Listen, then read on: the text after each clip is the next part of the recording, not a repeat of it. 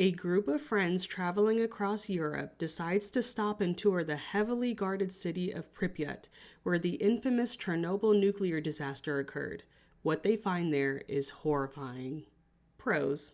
I love found footage films, so I'm glad that this is one. It's fun to watch a really stylized version of crazy events in such a conspiracy and rumor ridden place from our actual history. And obviously, you'll have to suspend your beliefs for a moment because there are instances of mutated animals from all of the radiation in the city.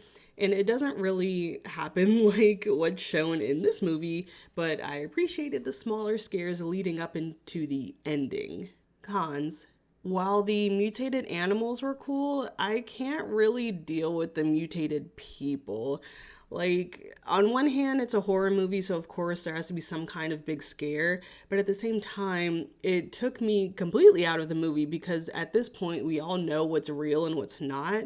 And I can see all of the KGB monitoring and stuff going on, but mutated people though, I don't know about that. I know that a big draw of Chernobyl is the reactor itself, but I could have done without somehow ending up inside of it, like all of these stories tend to do.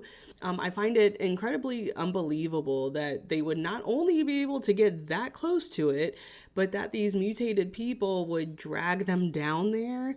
Now, if the people from The Hills Have Eyes did this, yes, but clearly the radiation in Chernobyl was way too much, and it would have killed everyone a long time ago. So either it's dangerous or it's not. You can't have both. I love conspiracy movies and found footage, like I said before, but while Chernobyl Diaries was fun to watch, I personally know enough about the disaster to not buy into any of this.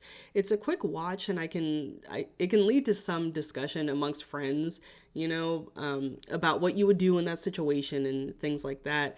But I find it much more interesting to look at more realistic adaptations of the disaster and what followed. For example, you can see my review of the HBO series. I'll leave the link in the description. That's, I think, a much more fun representation of Chernobyl and Pripyat to watch. So Chernobyl Diaries is, I think, good for a group watch, but otherwise you can skip it.